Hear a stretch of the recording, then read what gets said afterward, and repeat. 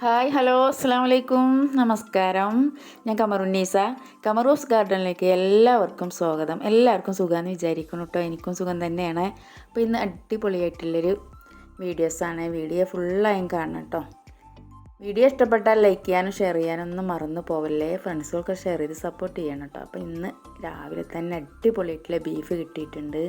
അപ്പോൾ തേങ്ങാച്ചോറാണ് ഉണ്ടാക്കുന്നത് കേട്ടോ. അപ്പോൾ അതിലേക്ക് നല്ല ഇളയ തേങ്ങ ചിരവി എടുത്തിട്ടുണ്ട്. പിന്നെ ചെറിയ ഉള്ളിയും ഉലുവയും എല്ലാം ഇട്ട് കൊടുത്തിട്ടുണ്ട് കേട്ടോ. അപ്പോൾ നന്നായി കഴുകി വൃത്തിയാക്കിയിട്ട് അരമണിക്കൂർ നമ്മൾ എന്താ പറയുക പുഴുങ്ങലരി ഒന്ന് കുതിരാൻ വെച്ചിട്ടുണ്ട് കേട്ടോ. അതിന് ശേഷമാണ് നമ്മളിതൊക്കെ ഒഴിച്ച് കൊടുക്കുന്നത്. അപ്പോൾ പെട്ടെന്ന് വെന്ത് കിട്ടാനാണ്. അങ്ങനെ ഒരു തേങ്ങ എടുത്തിട്ടുണ്ട്. 5 ഗ്ലാസ് അരിയാണ് കേട്ടോ. അതിലേക്ക് ഒരു തേങ്ങ എടുത്തിട്ടുണ്ട്. പിന്നെ നമ്മൾ ഉള്ളി കുറച്ചധികം തന്നെ എടുത്തിട്ടുണ്ട്. ചെറിയ ഉള്ളിയാണ്, ഇത് നല്ല ടേസ്റ്റ് വരാൻ വേണ്ടിയിട്ടാണ്. അപ്പോൾ ചെറിയ ഉള്ളിയും അതുപോലെ ഉലുവയും തേങ്ങയും ഒക്കെ ഇട്ടിട്ടാണല്ലോ നമ്മൾ തേങ്ങാച്ചോറ് ഉണ്ടാക്കുക. പിന്നെ അതിലേക്ക് വേണമെങ്കിൽ മഞ്ഞൾപ്പൊടി കുറച്ചിട്ട് കൊടുക്കുക കേട്ടോ, മഞ്ഞ നിറം വരാൻ വേണ്ടി. പക്ഷേ എനിക്കത് ഇഷ്ടമല്ലാത്ത കാരണം ഞാൻ മഞ്ഞൾപ്പൊടി ഇട്ട് കൊടുക്കണില്ല.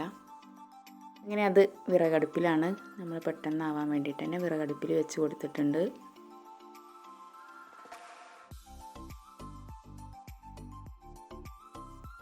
ബീഫിലേക്ക് നമ്മൾ ഇഞ്ചിയും വെളുത്തുള്ളിയും സവാളയും ചെറിയ ഉള്ളിയും പച്ചമുളകും എല്ലാം ഇട്ട് ഒന്ന് വഴറ്റി കൊടുക്കുന്നുണ്ട്.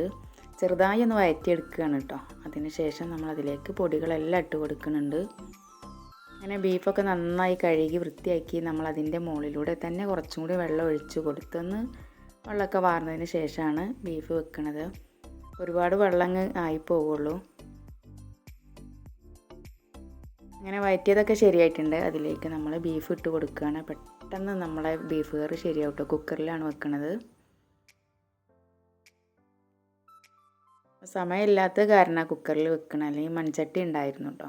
എന്തായാലും ഒരുപാട് സമയമായിട്ടുണ്ട്. ഇങ്ങനെ നമ്മളെ ബീഫ് കറിയൊക്കെ പെട്ടെന്നായി കിട്ടിയിട്ടുണ്ട്.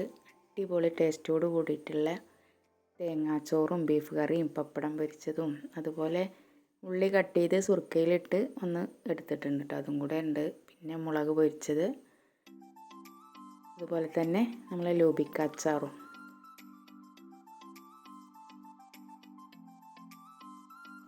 അങ്ങനെ കുട്ടികളൊക്കെ പോകാൻ വേണ്ടി നിൽക്കാം കേട്ടോ. വെക്കേഷനൊക്കെ കഴിഞ്ഞ് നമ്മൾ എല്ലാവരും പോകുമെന്ന് പറഞ്ഞാൽ വീടൊക്കെ കാലിയാകാൻ തുടങ്ങി കേട്ടോ. ഓരോരുത്തർ ഇങ്ങനെ പോയിക്കൊണ്ടിരിക്കുകയാണ്. വീഡിയോ ഇഷ്ടപ്പെട്ടു എന്ന് വിചാരിക്കുന്നു. പുതിയൊരു വീഡിയോ കാണും വരെ എല്ലാവർക്കും എൻ്റെ സ്നേഹം നിറഞ്ഞ നമസ്കാരം.